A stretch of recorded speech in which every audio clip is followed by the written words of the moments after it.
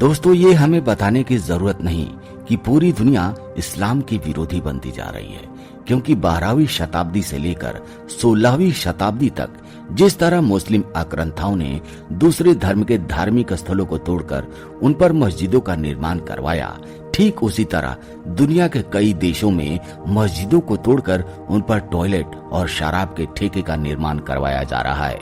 मुस्लिमों के कुरान पढ़ने और हिजाब पहनने पर प्रतिबंध लगाया जा रहा है। यहाँ तक कि दाढ़ी रखने वाले मुसलमानों को जेलों में ठूसा जा रहा है। मुस्लिम शरणार्थियों को यूरोपियन देश मना कर रही है। यूरोपियन देशों का कहना है कि ये शरणार्थी हमारे देश का इस्लामीकरण कर रहे हैं, और ये बात सत्य भी है। भूटान, जापान, इटली और स्वीडन जैसे अन्य कई देशों ने अपने यहाँ पर मस्जिद बनाने पर रोक लगा दी है। भारत में भी मस्जिदों के नीचे मंदिर होने के ठोस प्रमाण मिल रहे हैं। ये हमें बताने की जरूरत नहीं है, ये तो आपको पता ही है, जिसके आधार पर मस्जिदों को गिराकर उन पर मंदिर बनाने का काम शुरू हो चुका है। अभी अभी आपने अयोध्या में ये काम होते हुए देखा है। आसान शब्दों में कहें तो पूरी दुनिया आज के समय में इस्लाम की दुश्मन बनती जा रही है। Claim the name of the Lord Jesus Christ over the capital of Texas. I stand against Islam and the false prophet Muhammad.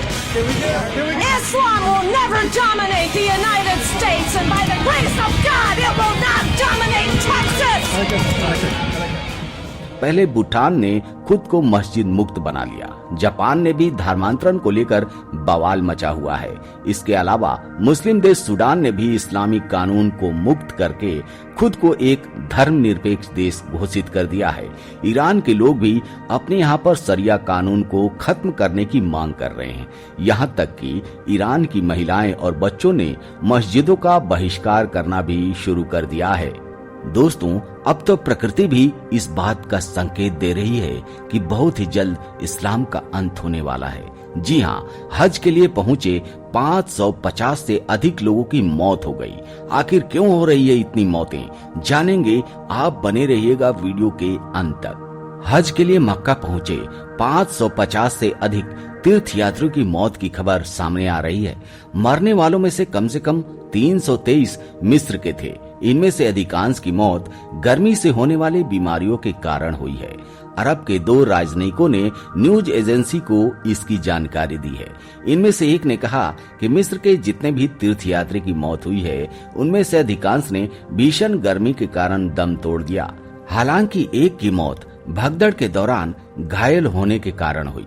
राजनयिकों ने कहा कि मरने वालों में से कम 60 जॉर्डन के नागरिक भी शामिल हैं। इसके साथ ही मरने वालों की कुल संख्या 577 हो गई है।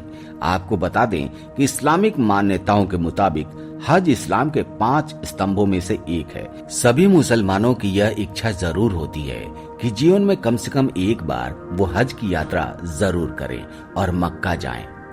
पिछले महीने प्रकाशित एक रिपोर्ट के अनुसार जलवायु परिवर्तन के कारण हज यात्रा भी प्रभावित हो रही है।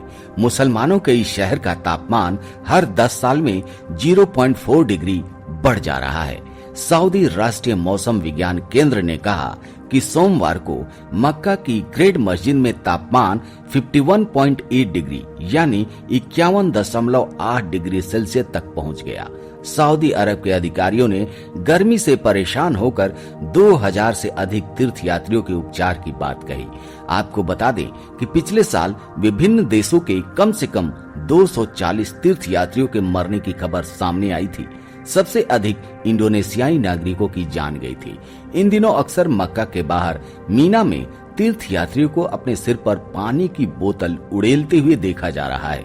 तीर्थयात्रियों की सेवा में जुटे स्वयं सेवक उन्हें ठंडा रखने के लिए कोल्ड ड्रिंक्स और तेजी से पिघलने वाली चॉकलेट आइसक्रीम दे रहे हैं। सऊदी अधिकारियों ने तीर्थयात्रियों को छाते का उपयोग करने, खूब पानी पीने और दिन के सबसे गर्म घंटे के दौरान धूप में निकलने से बचने की सलाह दी है।